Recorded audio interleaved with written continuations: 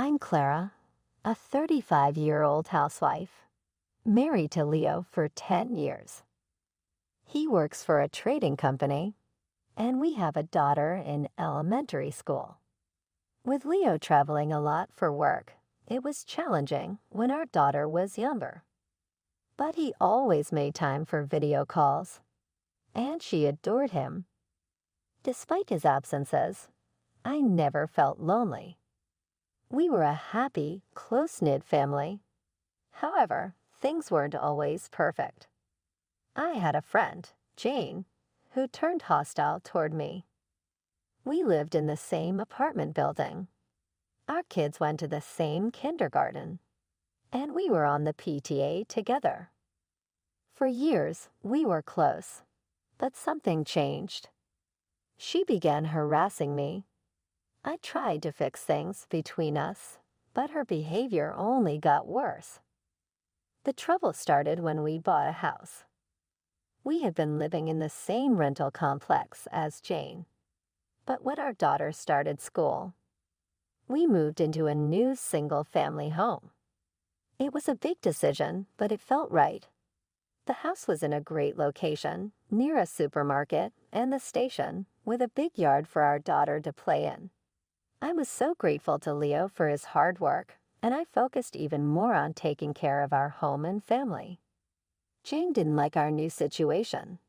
She grew cold after we moved. At first, I didn't understand why. We used to visit each other's homes often, but suddenly she started ignoring me and even glaring at me with contempt. It all became clear during our children's school entrance ceremony. Afterward, as we were leaving, she whispered in my ear, "You think you're better than everyone else just because you bought a house. I'm disappointed in you." Then she walked away. I was shocked. I never bragged about our new home and still wanted to be friends, even after our kids started school. I tried to mend our relationship, but she wouldn't budge. Instead, she spread false rumors, claiming I had become arrogant after buying the house. Luckily, no one believed her, and some friends even sympathized with me. Though others were supportive, I constantly worried about what Jane might do next. Fortunately, our children never ended up in the same class, and eventually, Jane stopped bothering me. By the time my daughter reached 3rd grade, I had put the whole ordeal behind me. Life was peaceful again, or so I thought. I had underestimated Jane's persistence. One morning, after sending my daughter to school, the doorbell rang. I answered the intercom and saw 2 police officers standing outside. A police car was parked in front of the house. My heart raced, but I tried to stay calm, thinking they might be here about something in the neighborhood. I told myself, it's okay, and slowly opened the door. One of the officers asked, "Is your husband at home?" They weren't here for me, but for Leo. I began to explain that he wasn't home, but then the officer's next words nearly stopped my heart. "Your husband is suspected of molestation." I gasped, covering my mouth with both hands. The thought of the neighbors finding out was terrifying. The police explained that a woman had accused him of inappropriate behavior on a train. I knew Leo could never do such a thing and insisted they had made a mistake. But the officer warned, "If you hide him, you'll be arrested too." I was stunned, knowing Leo was innocent, when Jane suddenly appeared behind the officers, smirking. At first, I thought she was just being nosy, but she wasn't. Ignoring the officers, she barged into my house and said, "If you don't want him arrested, I might consider settling for some compensation money." Jane was the one who reported my husband. The officers seemed uneasy with her talk of a settlement, but she continued, "I was really scared," and began describing the incident with a pained expression. She claimed she was on a train when someone suddenly touched her.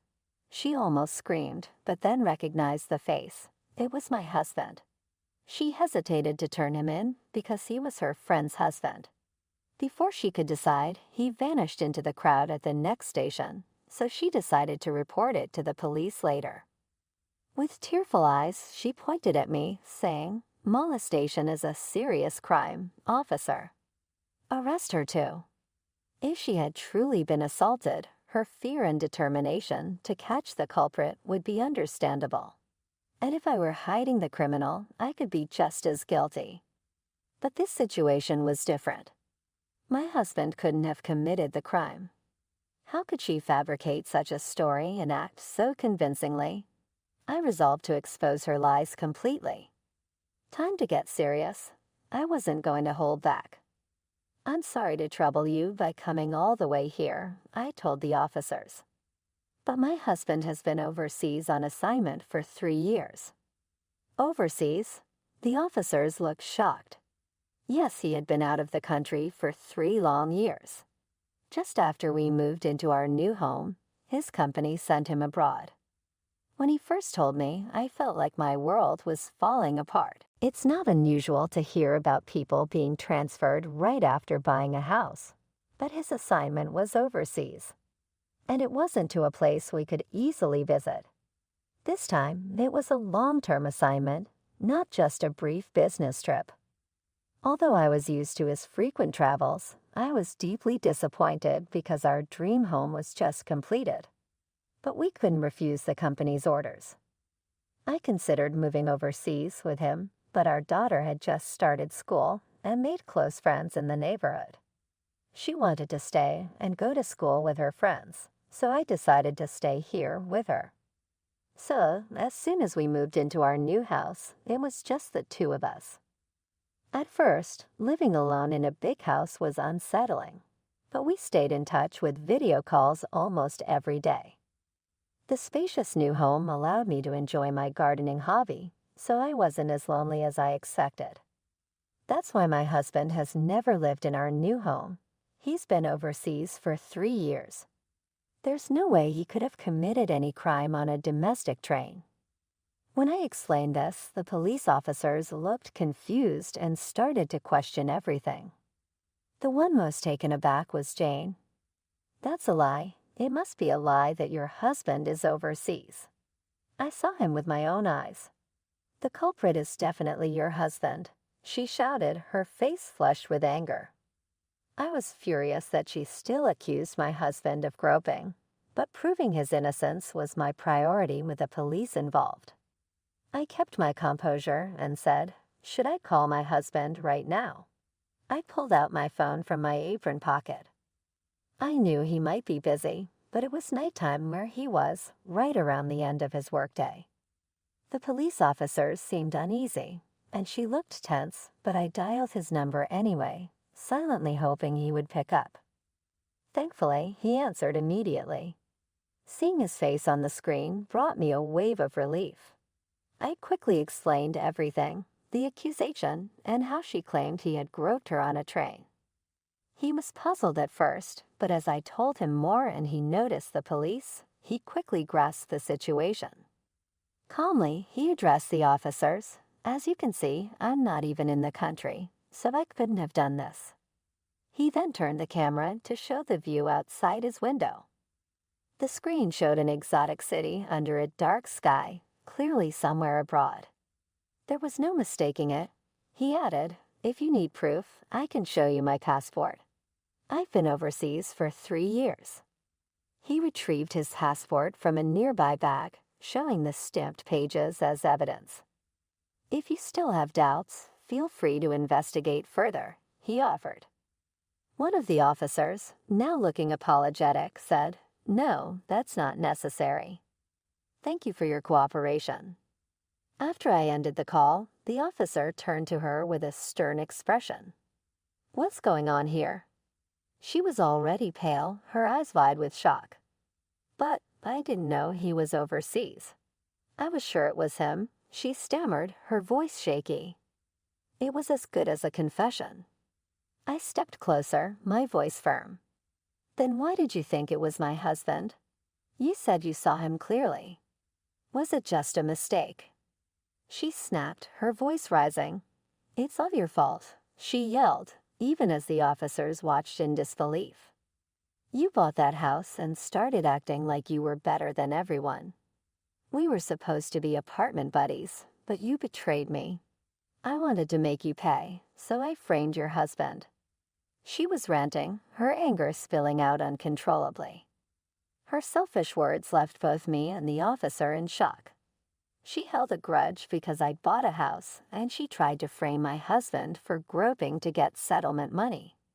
This was far beyond simple harassment. Thankfully, since he was abroad, we avoided a false accusation. But if he had been in the country and on that train, it could have been catastrophic. I've heard that once accused of groping, proving innocence is incredibly difficult. False accusations like this are unforgivable. Yet she didn't grasp the seriousness of her actions. Despite her rage, she suddenly switched to a casual tone and said, "Well, let's just call it a mistake. I only wanted to teach a cheeky woman a lesson." I was furious at her plight and lack of remorse. "We'll see who gets punished," I replied. "What did you say?" she shrieked, lunging at me again, but the police officers restrained her and took her away. A while later, her husband came to apologize. He told me that she was arrested for making a false accusation and received a suspended sentence. He had been worried about her bad-mouthing me, but never thought she would go so far as to falsely accuse my husband. He was deeply shaken. With tears in his eyes, he apologized over and over. He also informed me that he would be divorcing her. She had constantly nagged him to earn more and complained about their apartment. This incident was the final straw for him. Now she was completely alone, with no job history and a criminal record. She would struggle to make it in society, but that was the result of her own choices. I did worry about her child, but I later learned that the child was now living with the grandparents and happily attending school. That was a relief. As for me, nearly having my husband framed by a jealous friend was a close call. Recently, he told me he might return home soon. My daughter and I are eagerly awaiting his return, and we plan to continue living happily in our beloved home.